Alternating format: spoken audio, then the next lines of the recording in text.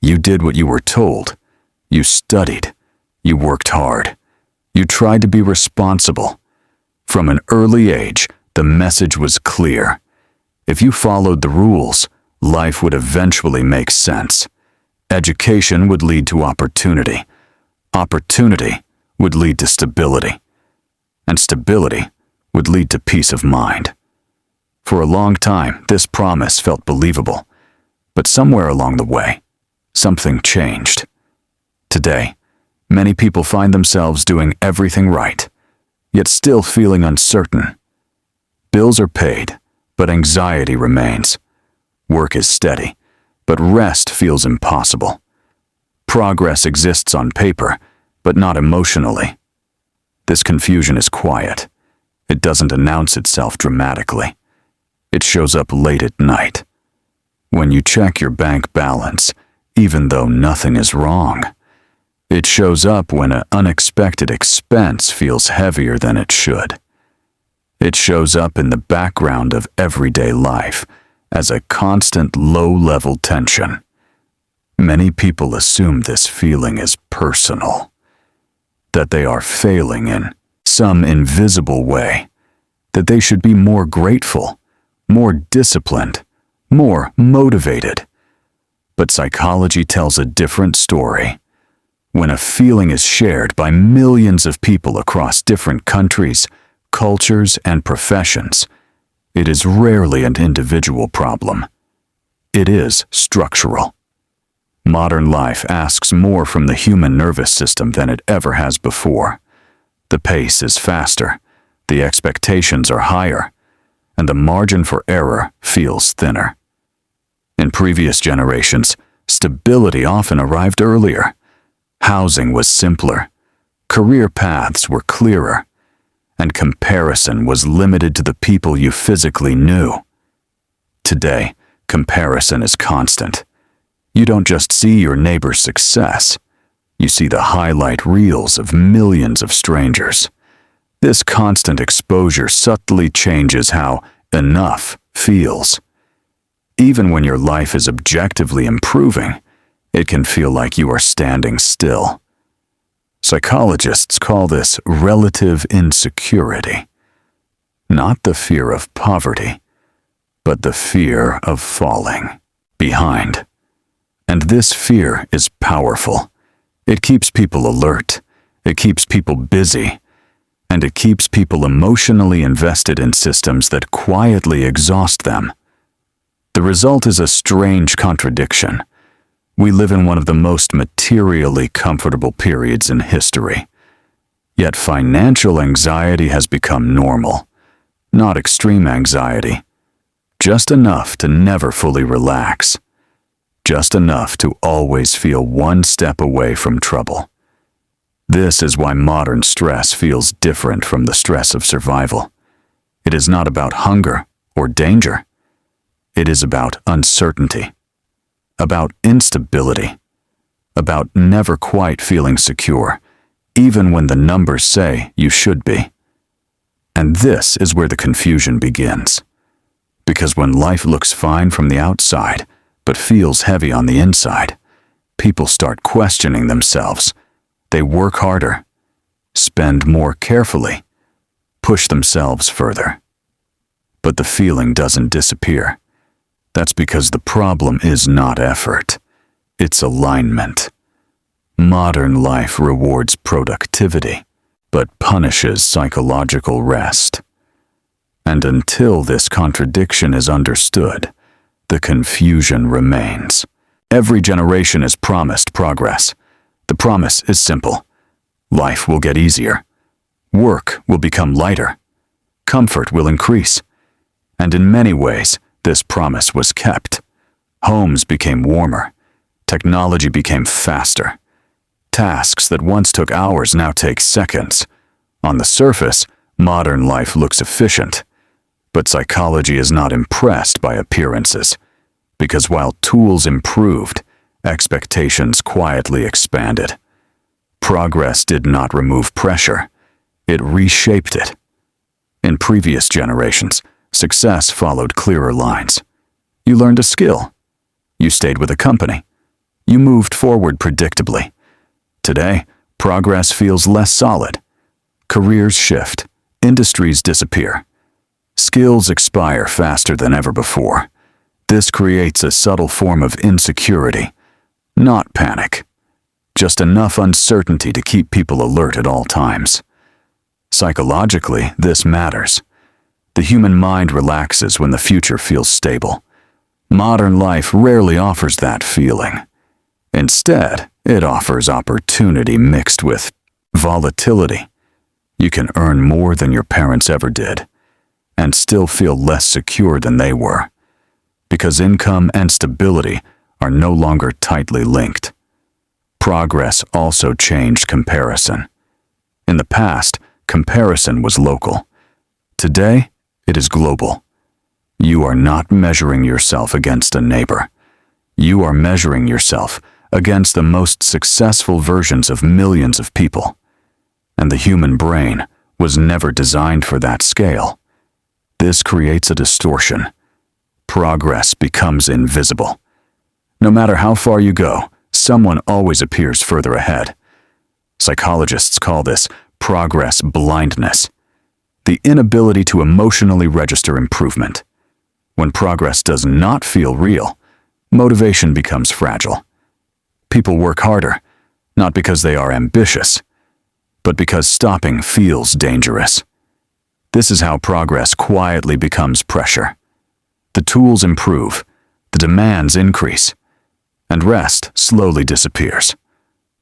Modern life did not become harder in obvious ways. It became heavier in subtle ones. And most people were never taught how to recognize that weight. What we call normal today is historically extraordinary. Private space, constant connectivity, instant access to entertainment, information, and convenience. None of these things feel luxurious anymore. They feel required. Psychology calls this normalization. When repeated exposure turns comfort into expectation. The problem is not desire. The problem is when expectations quietly outpace emotional capacity. Modern life is filled with quiet costs, monthly subscriptions, automatic payments, lifestyle upgrades that feel small individually, but heavy collectively. These costs rarely feel optional, because opting out can feel like falling behind, not socially, emotionally. Normal today requires constant participation, and participation demands energy, financial energy, emotional energy, mental energy. This is why many people feel tired even when nothing is wrong. The system does not collapse them, it drains them slowly. When normal becomes expensive, stress becomes invisible. People stop questioning the structure and start blaming themselves. They budget harder, they optimize more, they sacrifice rest. But the pressure remains, because the cost of normal is not just financial, it is psychological. And psychology notices long before bank accounts do. Human beings evolved in small groups. In those environments, status was not about luxury, it was about survival. Your position in the group determined access to safety, resources, and protection. Being respected meant being secure. Being excluded meant danger. That wiring still exists, but the environment has changed completely. Today, status is no longer local. It is abstract, and it is everywhere. Modern life constantly presents signals of success. Job titles, homes, vacations, lifestyles. None of these signals are neutral to the brain. Each one asks a quiet question. Where do you stand? The problem is not ambition. The problem is comparison without context. Social media does not show average lives. It shows moments, carefully selected, carefully framed. The mind absorbs these images as evidence that others are moving forward faster, even when that evidence is incomplete. This creates what psychologists call status anxiety, the fear of being left behind in a hierarchy that never stops moving. Status anxiety is not loud. It doesn't announce itself as jealousy. It feels more like pressure. A sense that you should be doing more, earning more, improving faster.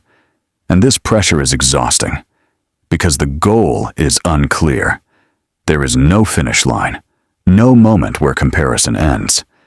In earlier societies, status stabilized. Today, it resets daily.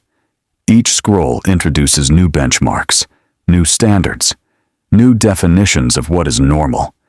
Even people who are objectively successful are not immune. In fact, they are often more exposed. Higher circles mean higher expectations, and higher expectations mean less psychological rest. This is why success often feels fragile, not because it is undeserved, but because it feels temporary. There is always someone younger, someone richer, someone more visible. Status anxiety convinces people that stability must be defended constantly, so they keep moving, even when they're tired, even when they are financially fine. The result is a society that looks productive, but feels tense. People are not chasing luxury. They are chasing reassurance. And reassurance, when based on comparison, never lasts.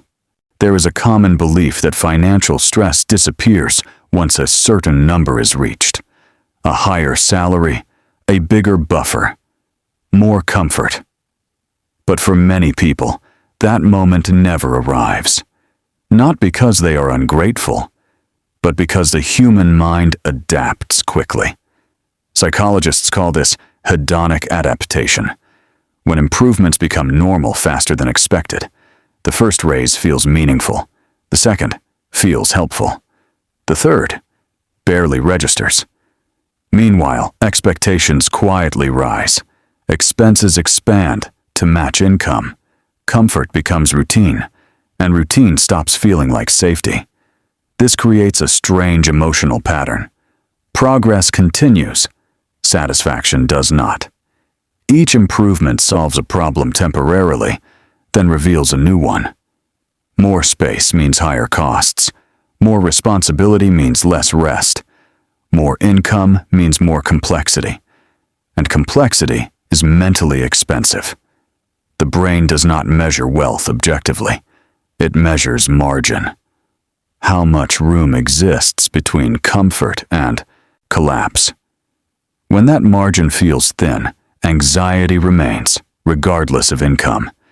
This is why people with vastly different earnings can experience similar stress. The feeling is not about numbers. It is about vulnerability. Modern life reduces visible safety nets. Stability feels personal, not collective, which makes every setback feel isolating. When more never feels like enough, people assume they need even more. They work harder, save aggressively, delay rest. But the feeling persists, because the problem was never income alone. It was the relationship between expectations and security. And modern systems quietly push those expectations upward, faster than peace can catch up. This is not failure. It is adaptation without awareness. Modern work was supposed to create freedom. Technology promised flexibility. Efficiency promised balance. But for many people, work now follows them everywhere. It enters the home through emails. It waits quietly on phones. It interrupts rest with the feeling that something is unfinished. Psychologically, this matters more than long hours ever did. The human nervous system needs clear boundaries between effort and recovery. Modern work erodes those boundaries. You may leave the office, but your mind stays behind. This creates a unique form of exhaustion, not physical fatigue, mental depletion, the kind that sleep alone cannot fix. Money becomes entangled in this exhaustion. Income feels necessary, not empowering. Work becomes survival, not contribution. People begin to measure their worth through productivity. Rest starts to feel undeserved. Guilt replaces recovery. This is how burnout quietly spreads. Not through collapse, but through constant low-level strain. Many people do not feel overworked. They feel never finished. And when effort has no clear end, the mind remains tense. Financial pressure amplifies this, because when stability feels personal, rest feels risky. Taking a break feels like falling behind. Saying no feels expensive. This is not because people lack discipline. It is because modern systems reward availability, not sustainability. Burnout becomes normalized.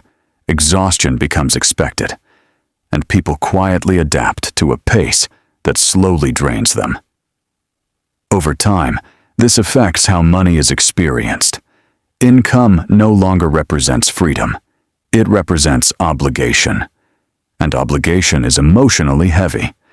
When work consumes recovery, even financial success can feel hollow. Not because success is meaningless, but because the cost is rarely acknowledged. Modern life often feels personal. Personal stress, personal anxiety, personal responsibility. But many of these pressures are structural. Modern economies depend on constant participation. Growth requires spending. Spending requires desire. And desire is fueled by dissatisfaction. Calm people buy less. Content people upgrade slowly.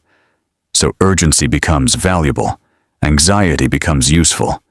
This does not require conspiracy. It emerges naturally from systems that reward consumption.